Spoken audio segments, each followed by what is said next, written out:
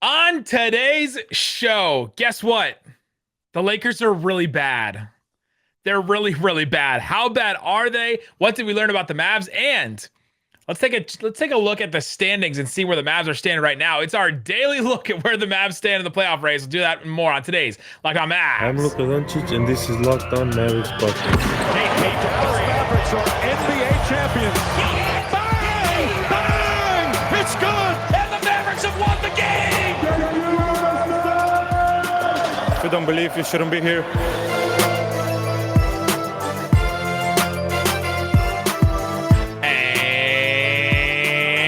Welcome. You're locked on to the Dallas Mavericks. My name is Nick Engstead, media member and NBA channel manager for the Locked On Podcast Network. Thanks for making Locked On Mavs your first listen every day. We are free and available on all platforms, including YouTube, where you can subscribe to the show. Shout out to the guy that came up to me during the game and said, dude, I'm like your biggest fan. I was like, yeah, what's up, man? How you doing? And he looks at me dead in the eyes and looks at me, points and says, you guys are getting to 12,000 subs by the playoffs. And I was like, all right, man, let's go. Shout out to him. Came up to me. And joining me today, friend of the pod, been a long time, Jimmy Crowther, aka All Things Mavs on Twitter. Letting the music ride, Jimmy. How you feeling? I can tell. What Hey, you got for me? any night you put a beat down on the Los Angeles Lakers, you let the music ride. If you're driving back from the AAC, let the music ride. Just pump it all the way through in that traffic that you're probably fighting down on the tollway right now.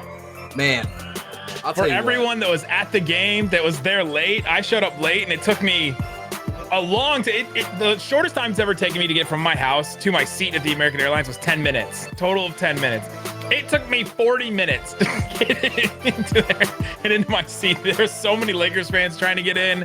And then with 4 minutes left in the game, they all just left at once. And it was hilarious. They held out till 4 minutes left. I'm impressed that they held out that They really long. did. It was really full for a long time in the arena. I was surprised, but you think people pay all that money, all the Lakers games, that the prices go way up.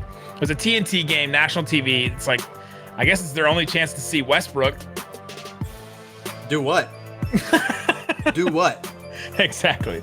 All right, on today's show, we're going to talk about how bad this Lakers team is and what was like seeing them. What's the state of this Lakers team? And then we'll get into a lot of Mavs stuff for sure with Jimmy, get his take on how the Mavs won this game, for how the Mavs are playing right now. And then we'll get into a couple of Luka things and then the standings, of course. Jimmy, how bad is this Lakers team? I mean, the South Bay Lakers coming to Dallas and I tweeted this out, and when they said LeBron and AD were going to be out pretty much yesterday, Vogel all but confirmed it yesterday. I was like, okay, this should be a beatdown, but we've seen this Mavs team lose to teams that should be beatdowns in the past this season. Yeah, they just lost to like OKC and Orlando back-to-back games this year. So I was a little nervous. I was like, all right, it's kind of a trap game. Maybe you come in and your mindset isn't quite right because you know those big guys aren't playing. But when you see Wenyen Gabriel out on the floor guarding Luka, when you see Stanley Johnson out on the floor guarding Luka, who's been fine this year, I guess, but it's still Stanley Johnson, you feel a little bit better about what the Mavs are about to do. The fact that Dwight Howard got played off the floor in the first 5 minutes of the game is absolutely hilarious. The fact that they started the year with DeAndre Jordan, who couldn't stay on the floor, and now Dwight Powell is keeping Dwight Howard from playing more than 5 minutes. It's just a beautiful thing. And look, LeBron will come back. He'll do what he does. He's been spectacular at 37 years old. I'm not convinced Anthony Davis gets this team out of the play-in. I mean, I don't think it's going to happen. I just don't. I don't think they're there. No, and they're not even in the play-in right now. They're Right. the 11th seed in the West, right? Anthony Davis may come back. They said LeBron might not come back their next game, but yeah, this team is just, they're in shambles right now. And I don't know if I've ever been, now there's been injuries and all this stuff. Like, you can qualify in so many ways. I don't think anybody listens. I don't think you listen and care about any of those qualifiers for this Lakers team. But for me, I don't know if I've been more wrong about a team from preseason to where they actually ended up ever than this Lakers team. Like, even the Cavs, who were like, I thought were a tanking team, were at the bottom, Right. and are now like, in the playoff mix on the Eastern Conference side. I thought this Lakers team would at least be able to hold their own, win a bunch of games, and then we'd look at them and say, this is a fraud team that's not going to be able to win in the playoffs. They can't even win these games in the regular season, right? Even the 50-point games LeBron puts up, they lose some of these. Westbrook has just been so bad. Yeah. And, he was fine in this game or whatever, but he hurts them in so many ways. Like, there's just possessions where he just dribble, and pull up from a jumper and just clanks it. And it's from like 10, 12 feet or something like that. I mean, that just is not helpful. And then I'm sitting there watching. I watched their huddles really closely. First of all, because I knew they were on national TV, and I know that they knew they were on national TV. First huddle of the game, Westbrook is like yelling the whole time. He's like chirping. He's like, yeah, come on. It's like Wenyen Gabriel, Austin Reeves, Taylor Horton Tucker sitting down, and Westbrook standing, of course. And he's like pointing at all these guys, like you, we got this. And he's like telling people what to do. And then Melo, with his hood still up, Hoodie Melo, still like after that huddle, pulls everybody together and has like this thing where they all put their heads in, and then they're like, he's telling them stuff, and Westbrook is agreeing with him, like, yeah, absolutely, yeah, blah blah blah, going through all this stuff, and it's just like, it's all an act. It is all because it was on national, and then it stopped. Like after that first run where they just got here, I'll put this up on YouTube if you can see. This is what the Lakers never like led ever this entire game. That's my favorite graph of all time. Right about at the end of the first quarter, I'm just showing. It's basically just a lead tracker on NBA.com. Right at the end of the first quarter, the Mavs get up to like a 15-point lead, and after that, the huddles and the cheers were all gone. Like nobody else, like Westbrook wasn't saying anything in the huddle. Every once in a while he would, but yeah, it was very performative. This team is just done. I think they're done with the play-in. I think they don't want to play this. After the game, Russell Westbrook was asked by Brad Turner, like, "You guys are out of the play-in right now. What needs to change?" And Westbrook kind of just batted it back at him. And then he's like, well, what do you think we need to do? And Brad Turner's like, win games. And he gets up and leaves. And then to Russell Westbrook's defense, he talked back and forth with him a little bit, and they exchanged some words, and it was fine. He wasn't like mad and stormed off, but it was still like, first of all, I agree with both sides on this. Like, what are they supposed to do? They stink. Then on Brad Turner's side, he wants at least some answers, right? Give me something that this team can do. So I guess if you were at the game, so you didn't get to see the national TV broadcast. So obviously in the TV broadcast, they're talking all about the huddle, and they're showing Russ being Coach Westbrook and being the hype up guy. And I mean, there was one that they showed, and it was, I think, in the third quarter when, the game's over at that point. They show Westbrook, talking everybody up, and Trevor Ariza is like watching the Jumbotron. Like he could not care less about what's happening. I mean, he's been in the league for 35 years at this point. So obviously he like knows what needs to happen, but they can't. He was in the 2009 finals. I mean, come on, man. I mean, I was the same way. Preseason, I had them number one. I truly believe that they were just going to come out, and veteran leadership and talent was just going to win out. Obviously not the case. But also, one of the huddles, Chris Haynes broke down. I think Chris Haynes was the guy that was there. Mm-hmm. Broke it down, said that Russ told all the guys, hey, it's too easy. If they get into the paint, just put them on their butt. I'm like, you're down 35. What is putting a couple guys on their butt going to do? Like, send them a message? What is too easy about? Oh, my gosh. Is it worth it for this team to even make the play? And even like, so Anthony Davis may come back. LeBron could still, come back by the end of this year. For that team, is it still worth it for them to make the play in? I mean, you can't waste a LeBron year. You got to give him a chance to be competitive. So are they? I mean, they're more competitive at 10 than they are at 11. So, I mean, technically, yes. They play the Pelicans in one game. They just got destroyed by them after being up by 23. Then if they win that game, then they play one of the Clippers with Paul George back now, or Minnesota. Or no, they probably play Minnesota because I think Minnesota beats the Clippers. But I think they find a way to get past the Pelicans, especially if AD's back, which I'd assume he is by then. And then Minnesota or Clippers, I'm taking either of those two teams over the Lakers in that second round of the play-in, honestly. But the fact that they're sitting at 11 right now could not make me happier. And the fact that at this point, San Antonio is going to lose their lottery pick. So it's a win-win if you're a Mavs fan. San Antonio could potentially lose their lottery pick, and the Lakers are out of the play-in altogether. I mean, it is a joyous day to see what's happening right now in the standings. Now that we're piling on, the only teams with the worst record than the Lakers right now: Portland, Sacramento, Indiana, OKC, Detroit, Houston, Orlando. That was a short sentence I just said. I mean, Indiana's the only team on that list. I mean, Portland, obviously, the Dame stuff changed everything, but like Indiana's the only team that if at the beginning of the season you told me that, like I would have been. I don't know. That's just. I mean, that's a crazy list. I was wrong about that team too. Yeah, I had them pretty high up, but oh well. Sorry, Rick. It's been a weird year. The Mavs have to take advantage. So coming up, we'll talk about how this Mavs team took advantage of this Lakers team. If there's a thing in this win that concerned me, I'm going to see if it concerned Jimmy and maybe concern some of you. We'll talk about that and more coming up. But before we do, let me tell you about Prize Picks. It's daily fantasy made easy. All you have to do is head to Prize Picks. You pick 2 to 5 players and an over-under on their projections. You can win up to 10 times on an entry, and it's just you versus the projected numbers. You don't have to worry about going up against a pool of a bunch of other people or, hamstrung by the different like things that you can pick. You get to decide what it is. You get to pick. Let's see, tomorrow's games. We have Minnesota versus Toronto. That's a pretty nice game. Karl-Anthony Towns, 22.5 points over-under. Fred VanVleet, 18.5 points over-under. Let's say I'm feeling good about Cat, and I'm feeling good about VanVleet too. I'm going to go over on both. I put down $20. I can win 40. I put down $50. I can win 100. Put the power play on it. Put down $50. I can win $150. It's fun. You can do it on points. You can do it on rebounds. NBA, PGA, college basketball. There's soccer. There's all kinds of different sports that you can put on in here. So go check it out, prizepicks.com. Use the promo code NBA, and if your PrizePicks entry scores a single point, you will get $50 for free using the promo code NBA. That's just for Locked On fans. Check it out, prizepicks.com. Download the app today. Thanks for making Locked On Mavs your first listen. For your next listen, check out the Locked On Now podcast, nightly recaps of every NBA game with analysis from your local experts, including me. It's free and available wherever you get your podcasts. All right, Jimmy.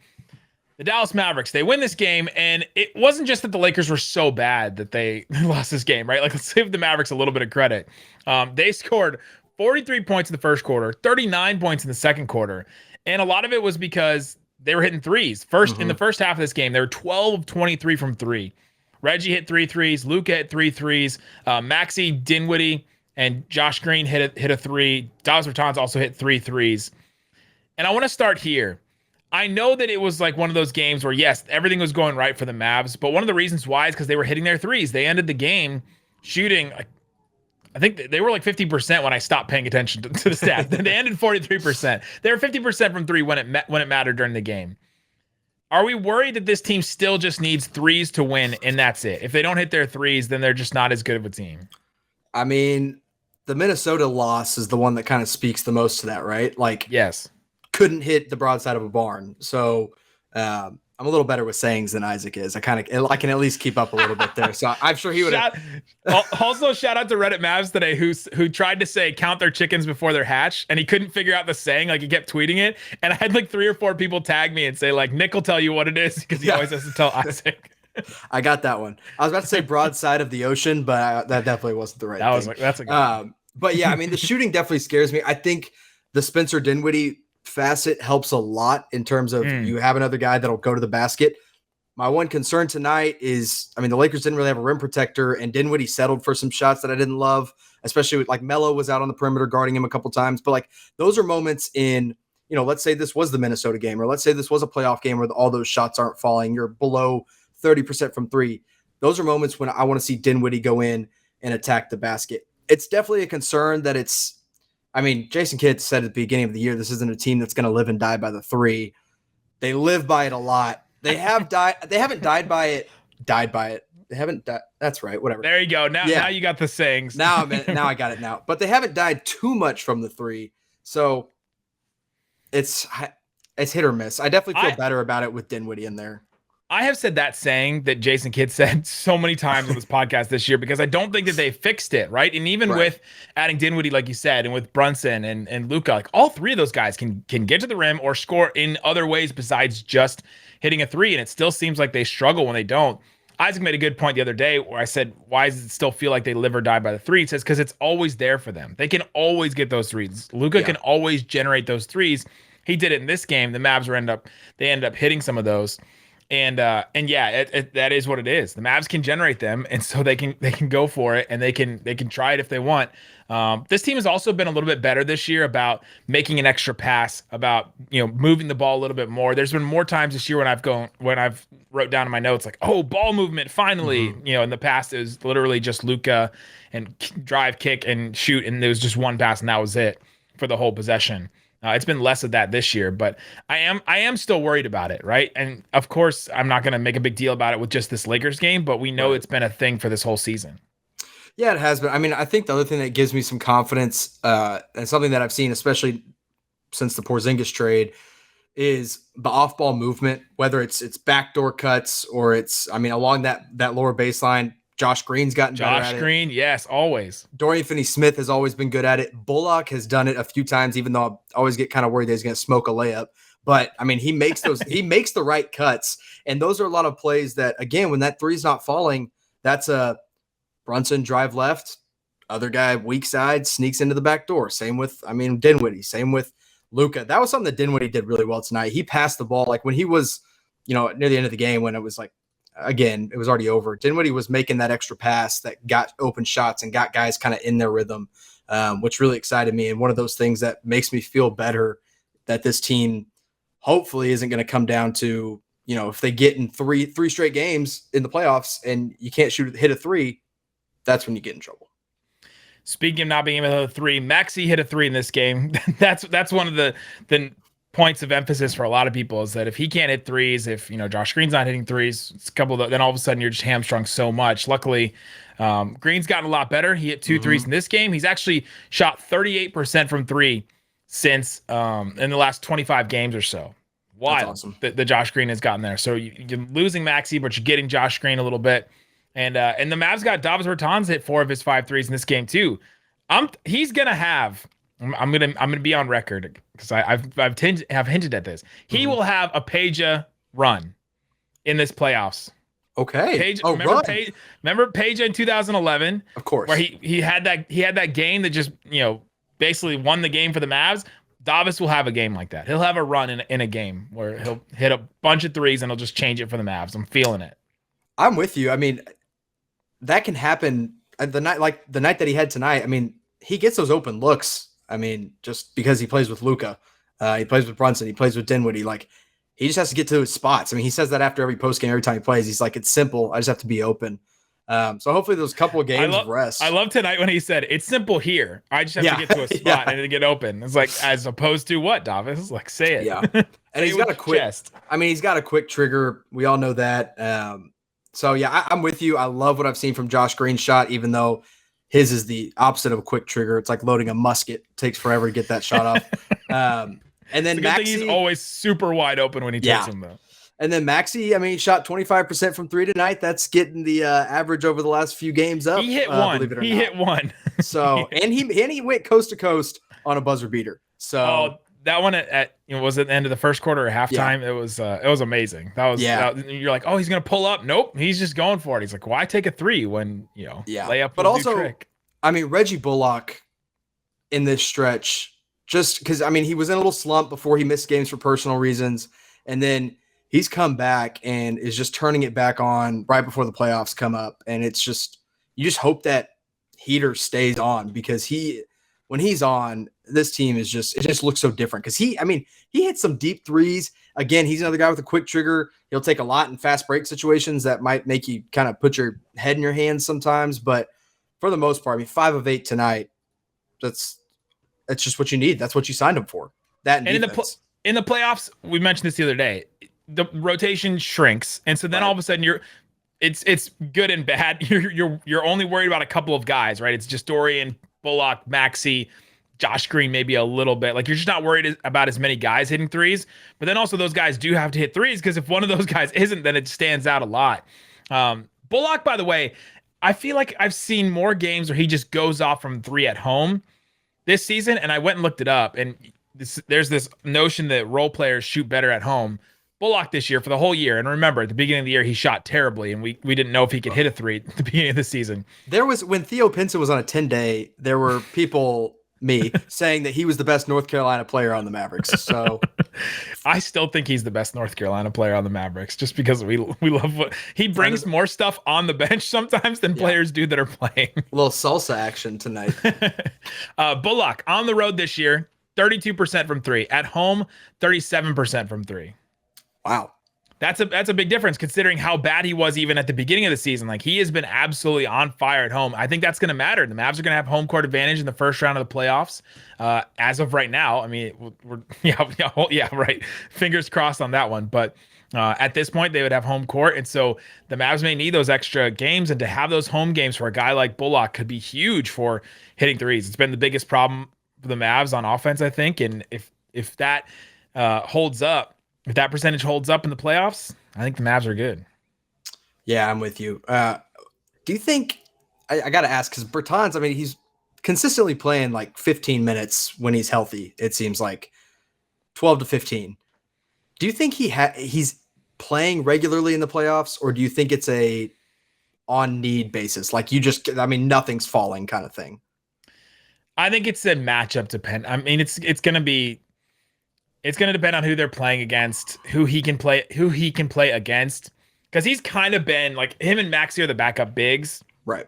And so if you're playing against like Denver and Jokic, they'll probably need Marquise Chris to play those minutes instead. Yeah. To have that big body. But if you're playing, I don't know like if you're playing the Warriors, I think Davis can play in that matchup. There's just not as many there's not many guys that can just attack him in that. If you're playing the Jazz, I think he can play in that matchup too. Yeah. Yeah. I don't want him out there. That one. I don't want him out there more than 15 minutes, but I mean, just to get a couple shots off and get in some rhythm would be, I think, a huge burst every once in a while and a good breather for other guys. Yeah, I'm with you. Yeah, him and Josh Green and Marquise Chris, I think, will kind of like rotate. We'll see. And maybe Sterling Brown. I know there's like several people that's fainted out there. Sterling Brown getting minutes in the playoffs. Do we want Brandon Knight, newest 10-day, returning to the Mavs, getting minutes over Sterling Brown? If he's still on the team? That the Mavs are still getting these hardship 10 days is wild to me. But coming up, let's talk about that briefly. Let's talk about Luka Doncic and his triple doubles. This stat blew me away today, and I've watched every minute of Luka's career in the NBA, and this stat blew me away. I'll tell you about that, talk about the standings and more coming up on today's Locked On Mavs. But before we do, let me tell you about Built Bar. It's a protein bar. It tastes like a candy bar. I don't have any wrappers near me because I didn't eat any today. But believe me, they're great. I just ordered the puffs. Have you tried them yet? They're very good. They're really good.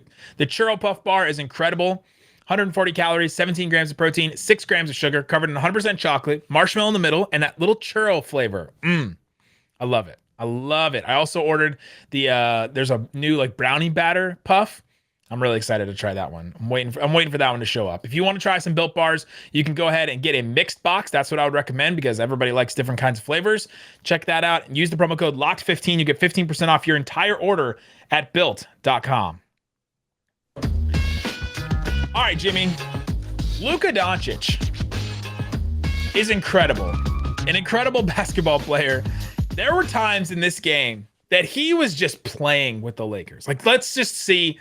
Honestly, I feel like there are stretches in this game where he said, how far can I make a Lakers player fall backwards before I step back and hit a three? Like, how much of a distance can I separate myself between the defender before I take a three? Because it just seemed like 3 or 4 possessions in a row, he was just knocking it back. And the whole crowd at the AAC was like, you can just hear like the oxygen just leave the room.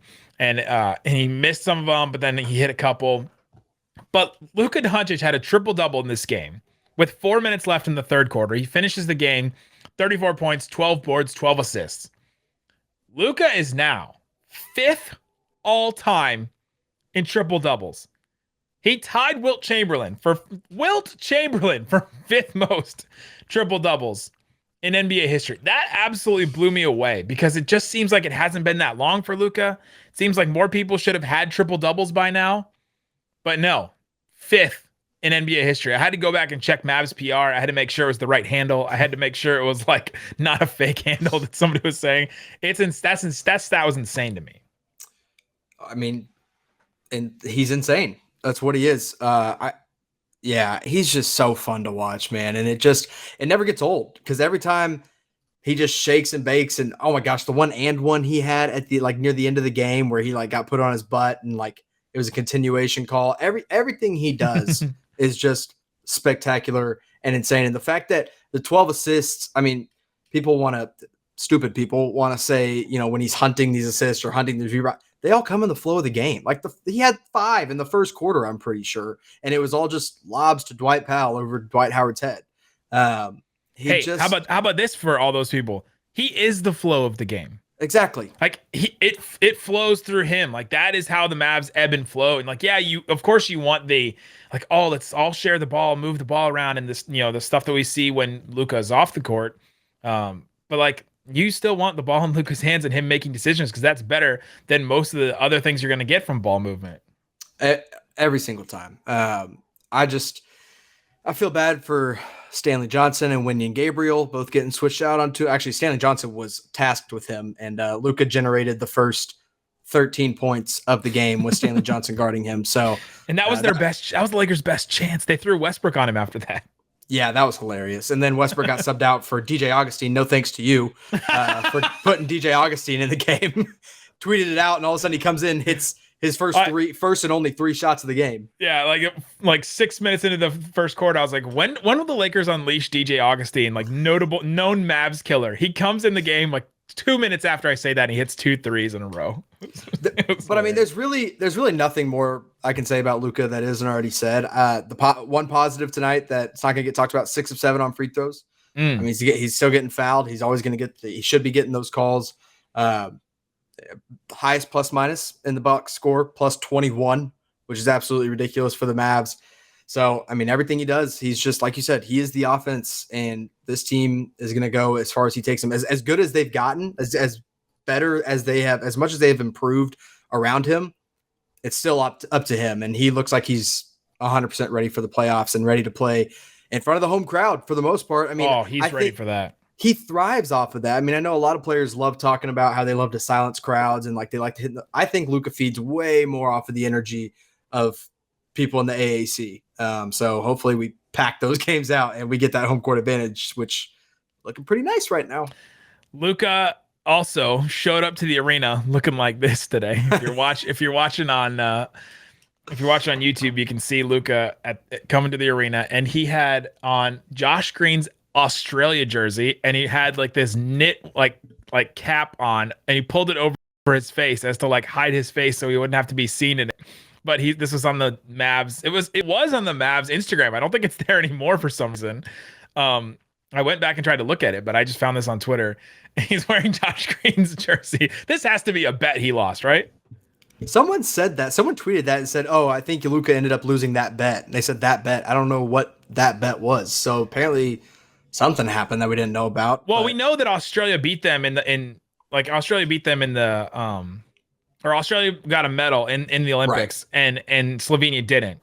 And so maybe they bet on that, and then Josh Green waited until a TNT game playing the Lakers to pay it off. That would be a genius move, like 4D chess move for Josh Green. Like, hey, how about the most visible you will be, like TNT game against the Lakers, show up in my jersey. That's a veteran move by a second-year player right there. That's what that is. Josh Green, though, good game, 12 points. So maybe some of that Luka magic rubbed off on him. I'm loving what I'm seeing from Josh Green, especially if he can hit threes, especially if he can, if he can hit those threes, if his passes continue to be good. He's just helping this team out. Played 20 minutes in this game.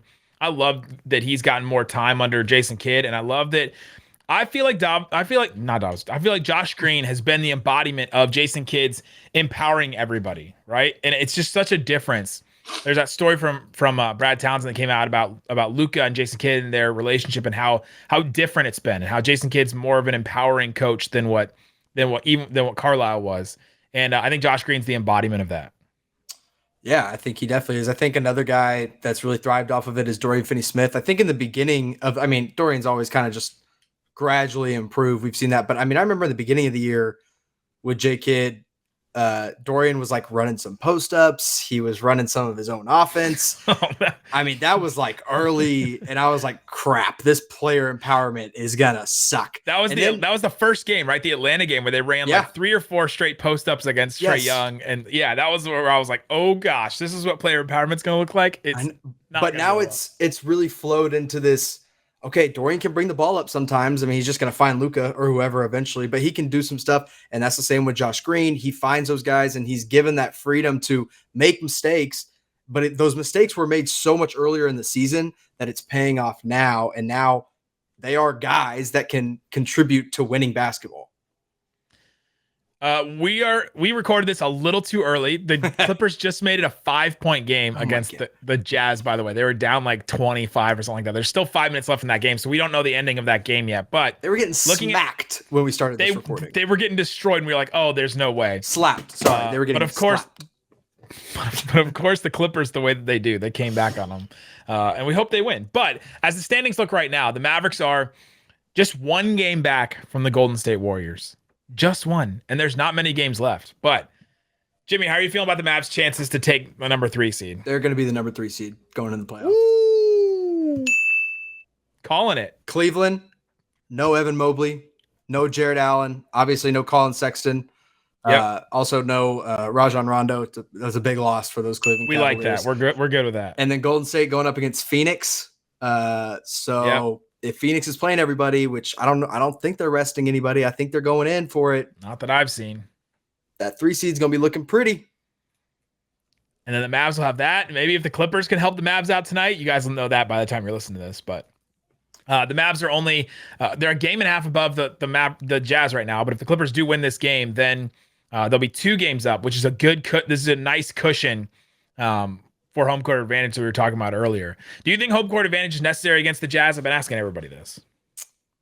I think it's necessary against the Jazz and the Nuggets, which I think at this point you kind of have. I don't know. I mean, there's still only 2 games up on the Jazz. It's not impossible. Yeah, it's not impossible. But I mean, Denver, you're playing in the high altitude that everybody always talks about. I don't want to do that. Utah is just a bad city and it's hostile, so I don't want to play. I don't want to play there either.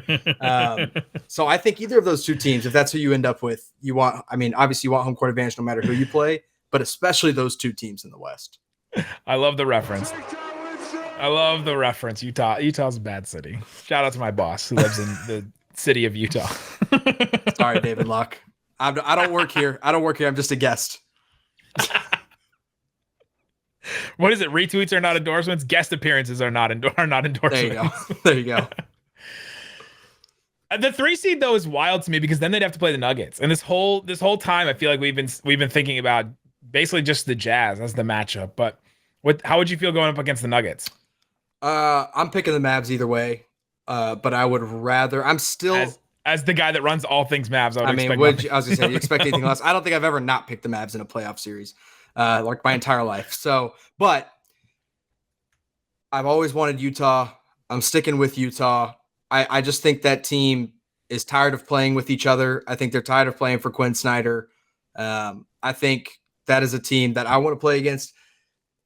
But the argument for Denver makes a lot of sense too, because if it's just Jokic, you just clobber him and make Isaac's favorite player, Austin Rivers, beat you in a 7-game series. He loves Austin Rivers so much. Which I'm fine with. So either way, but I slightly prefer Utah over Denver right now.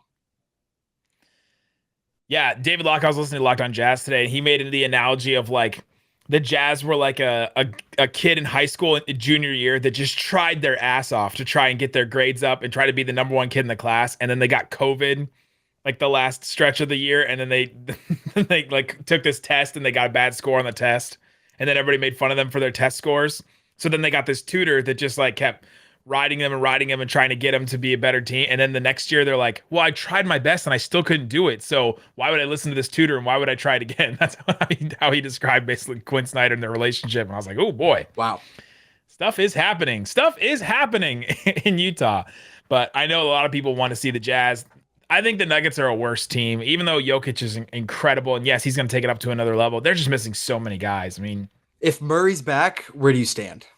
I mean, I said that for the first like 3 months of the season. And then about a month ago, I started saying, it's just not enough time. Like he's literally not played, right? So what state is he going to come back in? I almost would rather him come back now and force some stuff and miss a whole bunch of shots. They're also not playing in the bubble anymore, which is probably going to be a little different for Jamal Murray. That's when we saw him really go off. Donovan Mitchell too. We saw him really go off in the bubble. We've seen Luka go off in bubble playoffs and non-bubble playoffs. So I think that's a little bit different. But yeah, so that's where they stand. I tried to filibuster long enough. There's like 4 minutes left in this game, and it's a 3-point game.